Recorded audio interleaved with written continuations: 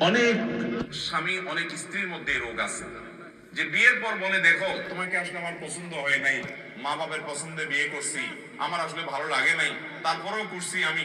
এরকম অনেক অমানুষ ছোট লোক স্বামী, ছোট লোক স্ত্রী আছে না নাই?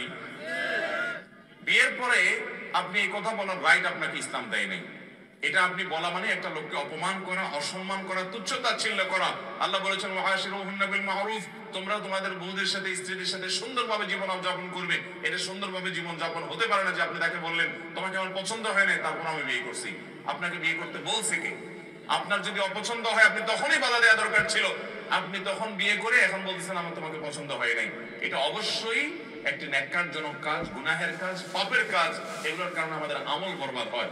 আল্লাহ তাআলা আমাদের সবাইকে দাম্পত্য জীবনে সুখী হওয়ার জন্য এই সমস্ত ছোট লোকই পরিহার করার তৌফিক দান করুন।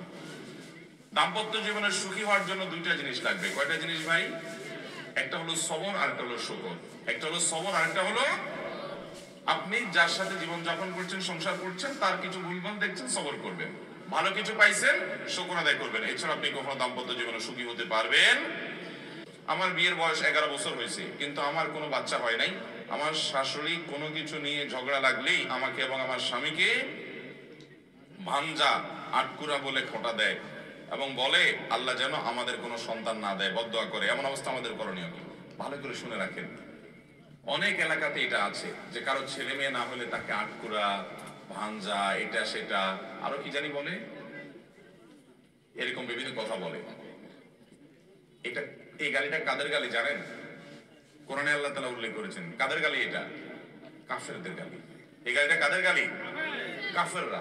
কাফেররা এই গালিটা কাকে দিত? আমাদের প্রিয় নবী সাল্লাল্লাহু আলাইহি সাল্লামকে বলতো। কেন বলতো? কারণ ওনার কোনো ছেলে বেঁচে ছিল না। বলতো তুমি নির্বংশ, তোমার বংশ নাই, তুমি মরে গেলে তোমার কোনো ছেলে সন্তান নাই, বংশ কিভাবে টিকবে? বংশের চেহারা ঘাড়ি কেন বাদ থেকে জ্বালাবে?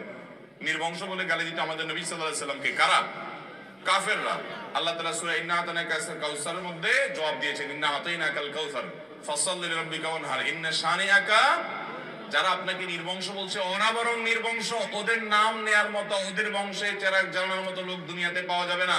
আবু জাহাল, আবু লাহাবদের নাম নেয়ার মতো দুনিয়াতে মানুষ আছে? ওদের 14 গোষ্ঠীদের যদি গালিগালাজ করে সারা দুনিয়ার মানুষ, একটা মানুষের চোখের পানি ফেলানোর মতো আছে? আর নবী করিম সাল্লাল্লাহু আলাইহি সাল্লামকে আল্লাহ রাব্বুল আলামিন এইভাবে তাকে জিইয়ে রেখেছেন, টিকিয়ে রেখেছেন যে তার সম্পর্কে কোনো কটু কথা বললে হাজার হাজার মানুষের হৃদয় রক্তক্ষরণ হয়। তাহলে তোমাদের ছেলে মেয়ে থেকেও তোমাদের অস্তিত্ব পৃথিবীতে টিকে নাই, কিন্তু তার ছেলে না থেকেও শুধুমাত্র কন্যা সন্তান বেঁচে ছিলেন। ছেলেরা মারা গেছেন ছোট থাকতে, তারপর আল্লাহ তাআলা তাকে টিকিয়ে রেখেছেন। তাহলে কারো সন্তান না হলে, ছেলে না হলে, মেয়ে না হলে বা সন্তান না হলে তাকে আটকুরা বলা, ভাঞ্জা বলা, এটা বলা, সেটা বলা, বন্ধ বলা, নানা রকমের কটু কথা বলা, এটা কাফেরদের চরিত্র। কোন মুসলমান এটি করতে পারে? সন্তান না হওয়া কি কারোর হাতে? আল্লাহ কোরআনে বলেছেন, আল্লাহ তাআলা যাকে ইচ্ছা তাকে কন্যা সন্তান দেন, যাকে ইচ্ছা তাকে পুত্র সন্তান দেন, যাকে ইচ্ছা দুইটাই দেন, যাকে ইচ্ছা কোনোটাই দেন না।